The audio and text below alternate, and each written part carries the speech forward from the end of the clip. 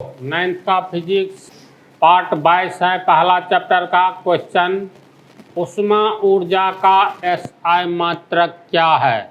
इसके बदला ये भी रह सकता है, ऊष्मा का एसआई मात्रक क्या है। ऊष्मा बतलाए हैं पहले वाला पार्ट में, एक प्रकार की ऊर्जा है, एनर्जी है, जो किसी भी वस्तु को जलाने की क्षमता रखती है ना ऐसी बात। तो ऊष्मा कहो या ऊष्मा ऊर्जा का मात्रक कहो, क्वेश्चन में ये भी रह सकता है, या ऊष्मा का एसआई मात्रक क्या है। तो चूंकि ऊष्मा एक प्रकार की ऊर्जा है, समझा ना, और चैप्टर है तुम लोगों को 9th में ही कार्य शक्ति एवं ऊर्जा, उसमें पढ़ोगे ऊर्जा का एसआई मात्रक जूल होता है। ये ऊर्जा का, एनर्जी का एसआई मात्रक जूल होता है। चूँकि ऊष्मा भी एक ऊर्जा है, इसीलिए ऊष्मा का भी एसआई मात्रक जूल होता है। समझ गया बात को। इसके बाद आ जाओ, ये तो एसआई मात्रक में हुआ, तो आंसर एक। क्योंकि ऊष्मा भी एक प्रकार की ऊर्जा है और इसलिए ऊष्मा का एसआई मात्रक एवं ऊर्जा का एसआई मात्रक समान होता है। क्योंकि ऊर्जा का एसआई मात्रक जूल है, अतः ऊष्मा का भी एसआई मात्रक जूल है।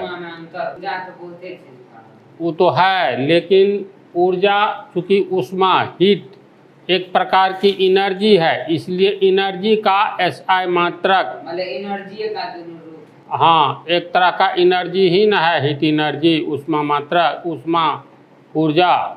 ऊष्मा एक प्रकार की ऊर्जा है, ऊर्जा का जूल होता है, इसलिए ऊष्मा का भी जूल होगा। तो ऐसा मात्रक में हो गया। सीजीएस में इसमें होता है कैलोरी। सीजीएस पद्धति में ऊष्मा का मात्रक कैलोरी होता है। अलग अलग पद्धति में अलग अलग होता है ना जी। तो सीजीएस पद्धति में ऊष्मा का मात्रक कैलोरी होता है। देखो, 1000 कैलोरी बराबर 1 किलो कैलोरी। समझ गया। कैलोरी को संक्षेप में CAL लिखेंगे। 1000 CAL कैलोरी बराबर 1 किलो, 1 के कैलोरी, 1 किलो कैलोरी। याद रहेगी बात। चलो इसको उतारो।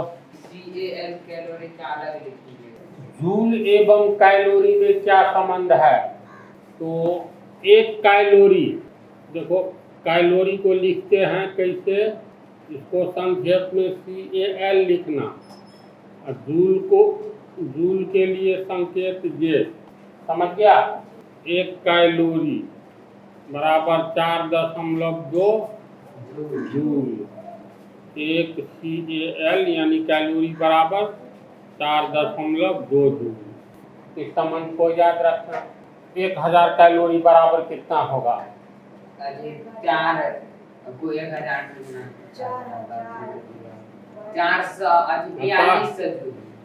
1000 कैलोरी, 1000 से गुना किए तो इधर भी 1000 से गुना कर देंगे ना।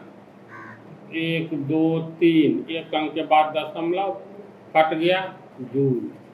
तो 1000 कैलोरी कितना हो गया, 1 किलो जूल लिखेंगे इसको। बोलो तो लिखेंगे ना कैसे, किलो। और ये हो गया 4200 जूल। इसको बदलोगे तो जैसे 4200 वहाँ पे 1 ग्राम। कैसे लिखेंगे, क्या 1 किलो जूल नहीं होगा। 1000 कैलोरी, 1 किलो कैलोरी हुआ, मिस्टेक हो गया। 1 किलो कैलोरी, 1 के CAL हुआ ना। 1 किलो कैलोरी 4200 जूल। 1000 होता है 1 के, तो 4000 4 के होगा, तो 4.2 के होगा। हाँ में हाँ मिला तो समझा कि नहीं समझा। 1000 1 के कहलाता है, इसीलिए 1 बटा 1000, इसीलिए 4200। 2 जीरो कट गया, 4.2 हुआ। 4.2 किलो जूल इसको समझा 42 तो हो गया 4.2 किलो, तो 4.2 किलो जूल। इसको याद रखना, ये हो गया तुमको फार्मूला, समझा ना। 1 कैलोरी बराबर 4.2 जूल। इसको हर हाल में याद रखना है, इसी पर ये सब निकल जाएगा। इसको उतारो, इसके बाद इसी में हिसाब कुछ बतलाते हैं। देखो अब तुम लोग का मैथ है फिजिक्स में, इसमें एक्सरसाइज में है 6 ठो, 2 आज बतलाते हैं, फिर नेक्स्ट पार्ट में बतलाएंगे और आगे भी है। तो निम्नलिखित तापमानों को सेल्सियस स्केल में बदले। स्केल का मतलब होता है पैमाना, समझ गया। सेल्सियस स्केल हो, जैसे स्केल पटरी होता है ना जी, तो अब थर्मामीटर है, तो थर्मामीटर में बुखार मापने वाला थर्मामीटर जो होता है उसमें कैसा स्केल होता है, फ़ारेनहाइट लिखा रहता है, याद करो। थर्मामीटर में तुमको यहाँ लिखा रहता है ना 92 डिग्री एफ, 93 डिग्री एफ, इस तरह करके 110 डिग्री तक रहता है, 110 डिग्री एफ।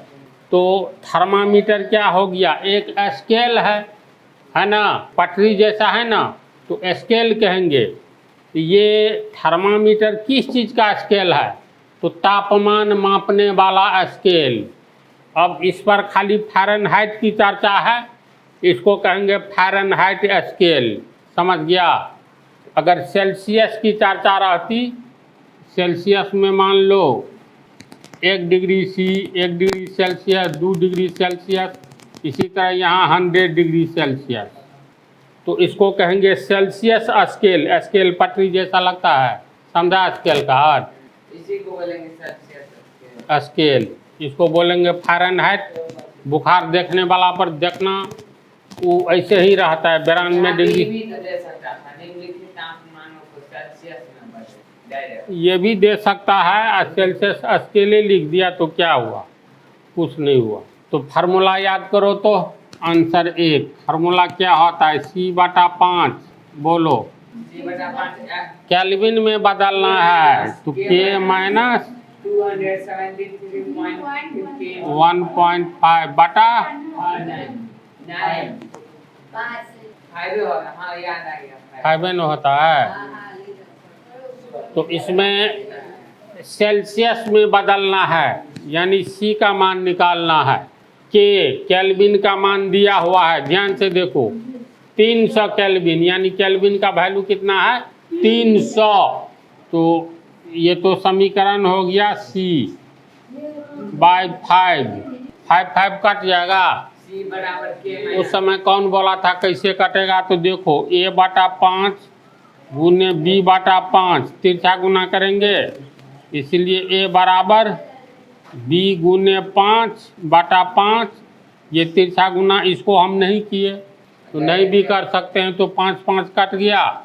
A बराबर B, अगर बराबर के पहले कोई भिन्न एक ही भिन्न हो, नीचे वाला अंक बराबर के आगे एक ही भिन्न हो, नीचे वाला अंक यानी हर समान हो तो काट सकते हो, क्योंकि तिरछा गुना में यहाँ उठकर तो चला ही जाएगा। अब समझा। तो यहाँ हम लोग 5 को हटा दे, तिरछा गुना में कट जाएगा ना, तो लिख सकते हैं और C बराबर K माइनस 273.15। C बराबर केल्विन दिया हुआ है 300, तो 300 माइनस 273.15 26.85 होगा, यानी लगभग 27 डिग्री सेल्सियस। 300 रुपया में से 273 रुपया 15 पैसा घटाओ, 26 रुपया 85 पैसा होगा ना, तो 26.85 सेल्सियस। चूँकि सेल्सियस को डिग्री में मापा जाता है, इसीलिए यहाँ डिग्री लिखेंगे अपने मन से, समझ गया।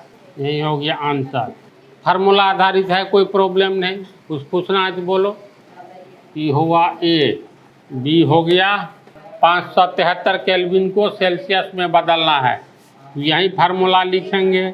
C/5 बराबर K माइनस 273.15/5, इसमें भी 5 कट जाएगा, देखो तो लिख सकते हैं। और C C बराबर K माइनस 273.15 और C बराबर केल्विन का मान 573 है ना।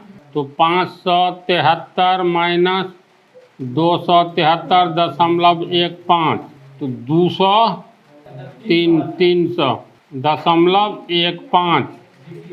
इसीलिए सेल्सियस हमेशा डिग्री में रिजल्ट आता है, इसीलिए 300.15 डिग्री लिखेंगे आंसर।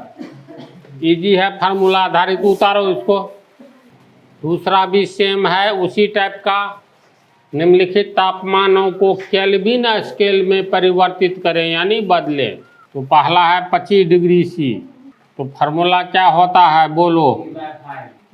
केल्विन में सेल्सियस को बदलना है ना। केल्विनों का पहले C/5 बराबर K माइनस 273.15/5। 5 तो कट गया और C बराबर K माइनस 273.15 केल्विन स्केल में बदलना है। सेल्सियस दिया हुआ है 25 डिग्री सेल्सियस। सेल्सियस का मान कितना है 25 डिग्री। तो यहाँ लिखेंगे सिर्फ 25 डिग्री बराबर। अच्छे देखो माइनस वाला इधर आएगा प्लस हो जाएगा। तो 273.15 बराबर K। इसीलिए K बराबर दोनों को जोड़ोगे तो 298 होगा। 298.15 केल्विन में डिग्री नहीं लिखा जाता है, समझा। D 373 डिग्री सेल्सियस को बदलना है केल्विन में। तो सेल्सियस और केल्विन का फार्मूला C/5 बराबर K माइनस 273.15/5। 5 हट गया तो हो गया C बराबर K माइनस 273.15। C का वैल्यू दिया हुआ है 373 डिग्री बराबर। और ये इस ओर आएगा तो प्लस हो जाएगा, डिग्री हटा दो। तो तू लोग इसको समझा।